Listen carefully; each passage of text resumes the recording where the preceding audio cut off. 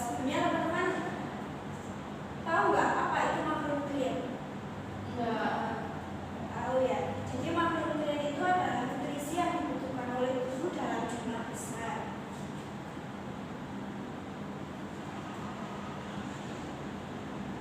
Jadi fungsi dari makronutrien itu untuk memproduksi energi, membentuk otot, memberikan struktur pada sel, menjaga struktur dan fungsi tubuh.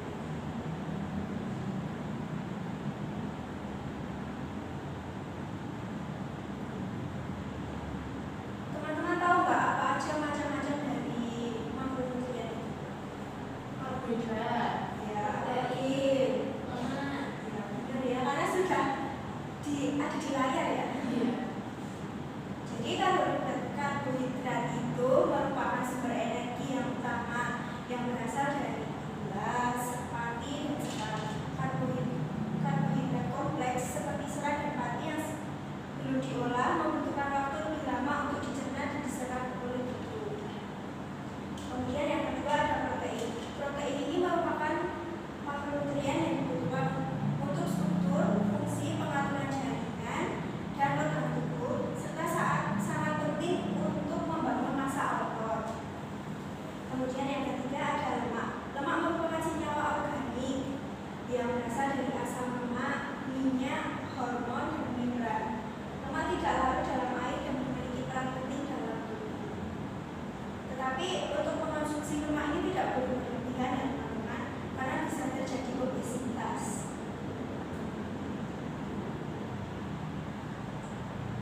Kebutuhan per hari masing-masing dari makronutrien.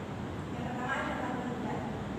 Karbohidrat yang dibutuhkan dalam perharinya itu ada 45 sampai 65%. Untuk protein 10 sampai 35% kalori harian yang dibutuhkan. Untuk lemak 20 sampai 35 kalori harian yang dibutuhkan.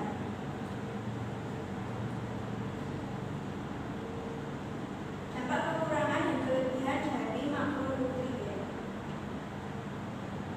Kekurangan dari makronutrien dalam jangka pendek. Kekurangan makronutrien dapat menyebabkan mudah lapar, lemes, lelah, dan sembelit. Untuk kelebihan dari makronutrien, kelebihan makronutrien dapat menyebabkan obesitas yang merupakan faktor resiko dalam penyakit kardiovaskuler karena dapat menyebabkan hipertensi dan tentunya diabetes.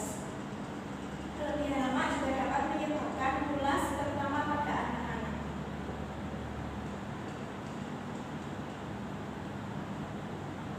Kemudian pengertian dari mikronutrien. Mikronutrien adalah zat gizi yang terdiri dari vitamin dan mineral yang dibutuhkan tubuh dalam jumlah sedikit tetapi memiliki dampak yang besar bagi kesehatan. Kemudian ada fungsi dari mikronutrien. Mikronutrien memiliki banyak fungsi penting bagi tubuh, di antaranya yang pertama membantu tubuh memproduksi enzim, hormon, dan zat yang dibutuhkan untuk pertumbuhan dan perkembangan. Untuk yang kedua membantu tubuh dalam proses metabolisme dan pemeliharaan fungsi jaringan.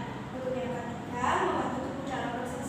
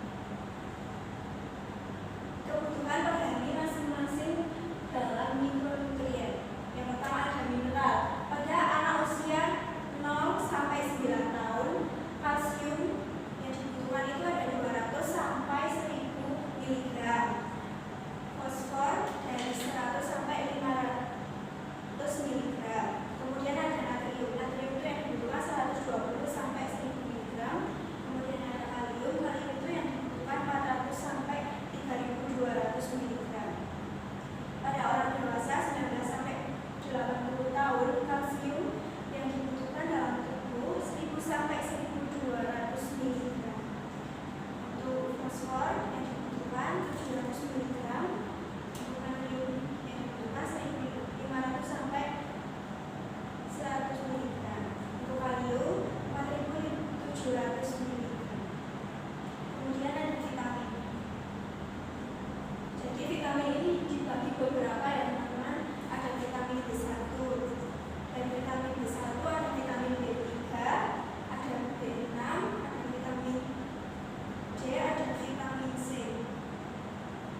Vitamin B ini pada pria usia 19 tahun yang dibutuhkan vitamin yang dibutuhkan dalam tubuhnya itu sekitar 1,3 mg.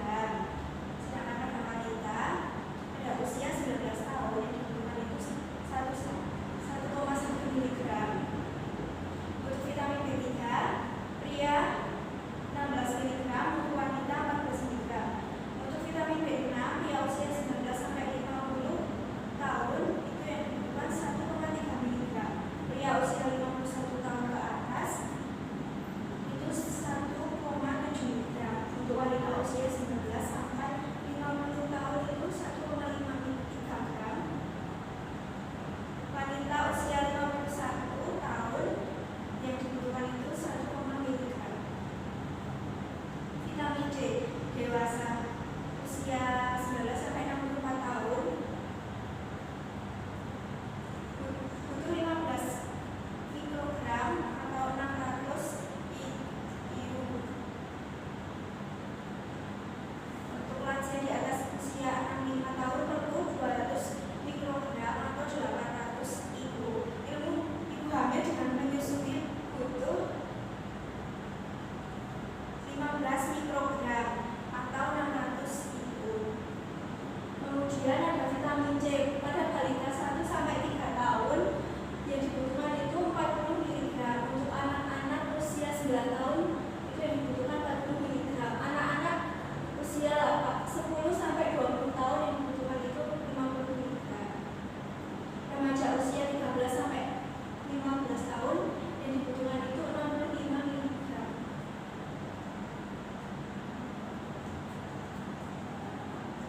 Kemudian untuk yang laki-laki 75 mg, dewasa hingga lansia 75 mg pada wanita dan 90 mg pada pria.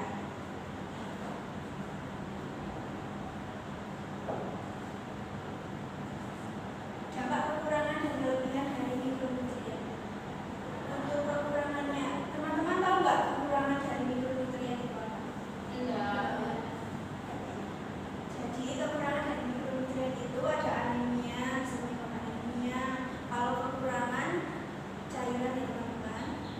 Kemudian ada pertumbuhan yang lambat, penurunan ketahanan tubuh terhadap virus, perkembangan fisik dan mental yang buruk pada anak-anak. Kemudian ada keterbelakangan mental, kemudian ada hilangnya produktivitas dan potensi secara umum. Selanjutnya ada kelebihan dari mikronutrien. Kelebihan dari mikronutrien ini bisa menyebabkan keracunan akut, kemudian ada gangguan pencernaan, kemudian ada gangguan saraf, dan terakhir itu ada gangguan penglihatan.